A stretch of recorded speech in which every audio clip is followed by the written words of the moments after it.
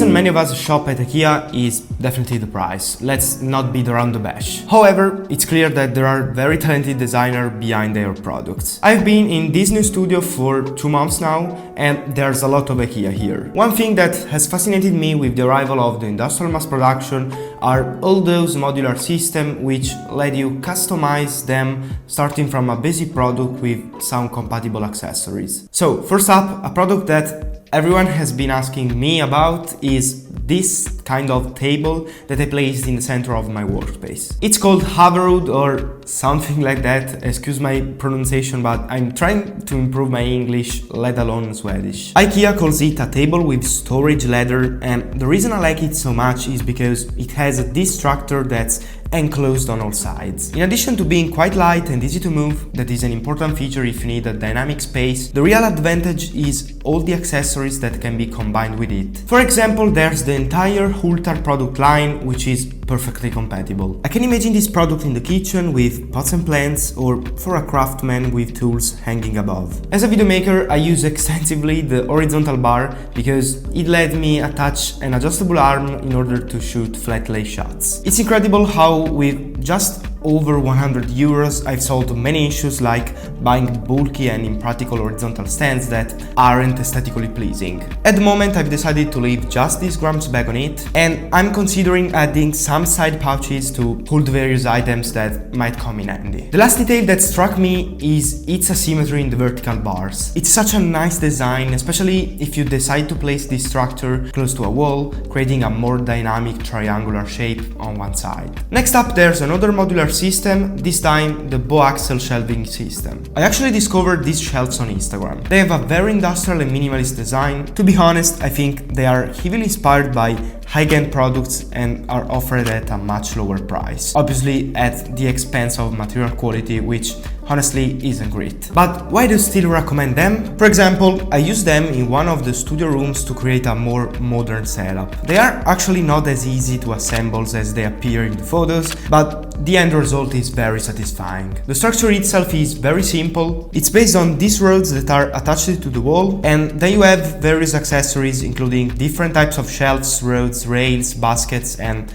clothes bars. Again, there are many possible combinations, so you can play with aesthetic items, mixing them, and create the best shelf for your workspace. Moving on, let's talk a bit more about the Hultar series. Right now, I'm mainly using it to decorate the wall above my desk setup. This series is awesome for adding both functionality and touch of style to your space. You can find tons of ideas online to get inspired on how to play with different shapes and patterns, but the best part about the Hultar series is how easy it is to customize. You start with the main piece, like the rail, and then you can attach all sorts of other products from the series. Hooks, containers, shelves, you name it. This modular system lets you set things up exactly like you want. In my studio, I found this cool image from IKEA where they used a lamp that wasn't even part of the Hultar series. They used it in such a clever way to enhance the setup, but I miscalculated the dimensions, so I'll have to find another use for it. Speaking of aesthetic things, since we don't have any sponsor for this video, I would like to show you one of the recent wallpaper packs I created for different devices. This collection of wallpapers is designed to transform your devices into mini works of art. That's why I also used a texture that simulates canvas. If you are interested and would like to directly support my work, you can find everything in the first link in the description.